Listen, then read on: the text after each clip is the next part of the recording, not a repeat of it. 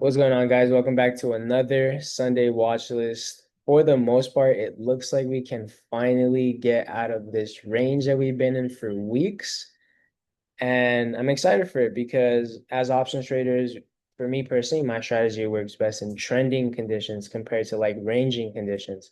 And it's a lot harder to hold runners through these ranges because it's just a lot more sideways. And so I'm excited to see if we can get out of here. So we'll get right into the watch list.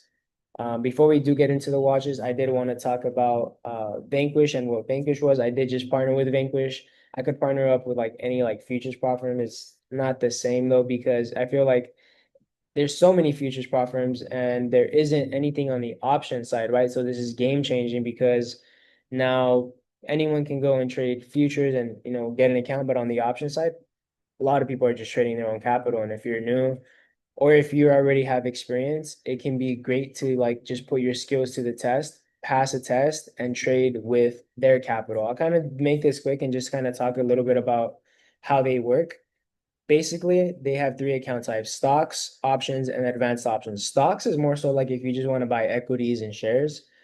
Options and advanced options, the difference is that with advanced options, you could do other type of like option strategies like iron condors, spreads, butterflies. And so with the difference, there's also the other difference would be intraday trailing drawdown on the options, and advanced options has end of day trailing drawdown, which is something that I prefer.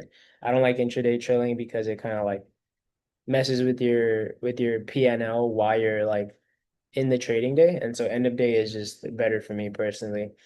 The profit target to get funded is low depending on the 10K account. The 50K account is 5K. Me personally, I'll be doing 50K accounts because the 10K account drawdown is too small. It doesn't make sense for me. Like you have to really be sized down if you're going to be doing a 10K account.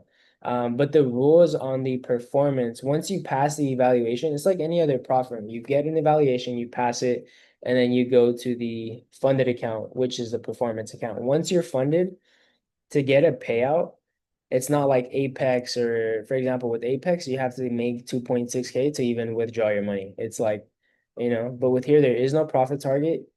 The minimum would be 250. But let's say you happen to make 5K and you could literally withdraw the whole 5K. Or if you make 10K, you could withdraw the whole 10K. It's not like Apex or Top Step where you can only withdraw 50% or a certain amount. If you make 10K, you could withdraw the whole 10K as long as you're in the 30% consistency rule, which makes complete sense because you don't want to be full porting and you want to stay consistent and be looking for those plays anyways. And then just for trading days. So if you want to put your options trading skills to the test, if you feel like you're already making money on the option side and you can pass an evaluation, it makes complete sense. And especially if you're a beginner too, and if you don't have a lot of capital, it's a great way to practice as well. But outside of that, guys, you guys can use code LEX for 20% off on any account.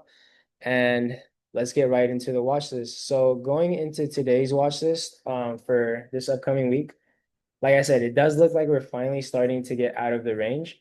We have just been curling, right? You guys can see how we have been making a high, a higher high, failing to make higher highs, and now we're making lower high, lower high, lower high, and we got another lower high. And so the trend is definitely curling for that's what it currently looks like. On the weekly, we have a big bearish divergence where the stock makes a higher high and the RSI makes a lower high. And we just closed a bearish shooting star on the weekly as well. And we just broke under this 672 to 670 level. That has been, we haven't been able to break that since December. So first time this year in 2026 that we are fully under that level. And so that level is on full watch for me this week. We have just created a lower high off of that on Friday. That is Friday's high. So if we happen to get back there and we get weak, I'll look for rejections. If we reclaim that, then we start pushing back to 676 and the 680s, and we're just back in that range. So it's definitely a level to keep an eye on. A big level of demand here too is this 659. That will be my downside level. If we fell 659, I feel like we just flushed to 655, 650s. And so that is the next major target here, the 650s. And so as long as we keep making lower highs, lower high, lower high, I will continue to look for the next lower high to catch that move lower. And so that's the game plan here on SPY. QQQ is very similar. We are creating lower highs. And the key area of demand here is the 589 area. And if we can get a clean break and hold under 589, the next major target isn't until this level down here, which is the 581's 580. That is the next major area. And so I would love to kind of catch it down into there below 589. Break and retest under 589.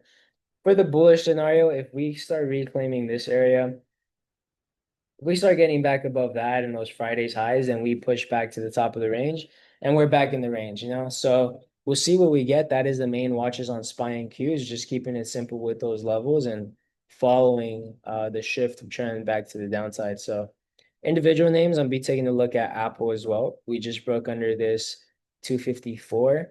Any type of retest lower high there, I'll look for a rejection, but the next target that's magneting towards is 245. And so if we happen to already open up there, we could look for a bounce or a break and hold under to 240. And so those are the two scenarios on Apple. Just keeping it simple with these zones that I have. Nothing else, nothing in the middle, just waiting for one of these zones to give us a reaction or a confirmation. Meta was a great trade on Friday as well. We broke out of this range that we've just been stuck in for a long time from literally here to here. We've been stuck there for Meta. So any type of retest, which I don't know if we already got it on Friday, but outside of that, the next major level that it's going to is down here. So we'll see what happens here on Meta around the 603, 601s for either a bounce or a break and hold under gets us down to this next major demand down here. So definitely a level to watch. I would like some type of lower high to try to take it into 600s. So we'll see if we can get some type of lower high on this and take it into that area. But I feel like we might open up there already, or rather wait for the reaction in that area. So that is Meta.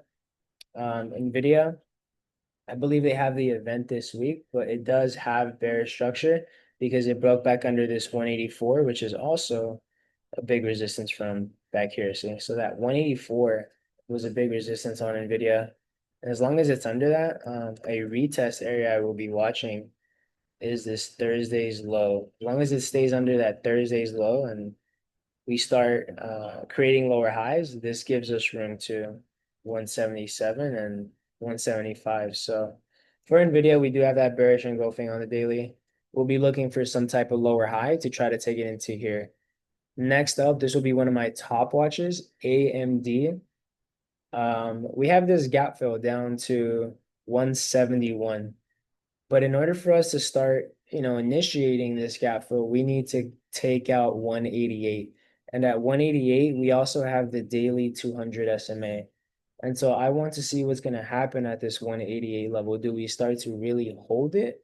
Or do we get a clear break and hold under and go for the gap fill? So this will be one of my top watches, especially if the overall market gets weak. This will be one of my top watches. Definitely keeping that on watch. So outside of that, guys, nothing too much on this Sunday watches. I really just want to keep an eye on SPY and Qs. I feel like that's really all I really need to trade this week.